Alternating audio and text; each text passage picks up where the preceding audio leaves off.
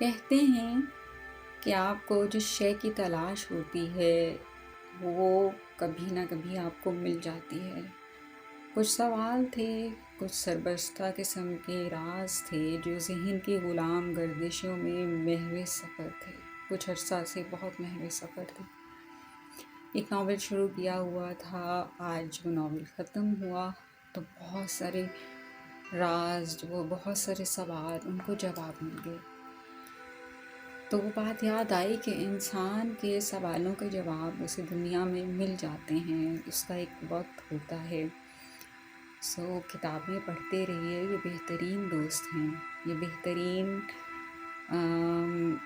وہ کلیاں ہیں، وہ چیز ہیں جو آپ کے راز کھولتی ہیں، جو آپ پہ دنیا کے، آخرت کے، یا جس چیز کے آپ کے تجسس میں ہیں۔ اگر آپ کا عشق علم ہے، علم سے آپ کو عشق ہے تو وہ آپ پہ ضرور کھلے گا۔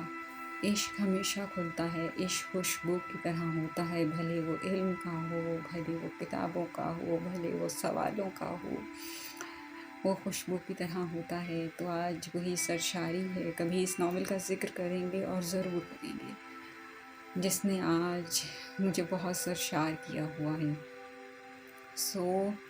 اپنی جستجو کے ساتھ، اپنی ذہن کی غلام گردشوں کے ساتھ، اپنے سوالوں کے ساتھ بہت مخلص ہو کے جڑے رہیے۔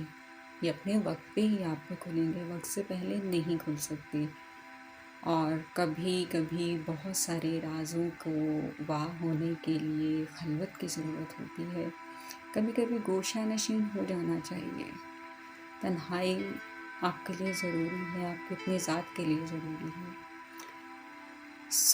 کتابوں کے ساتھ، تنہائی کے ساتھ، ذات کے ساتھ جڑے رہیے اگر آپ سرشار ہونا چاہتے ہیں۔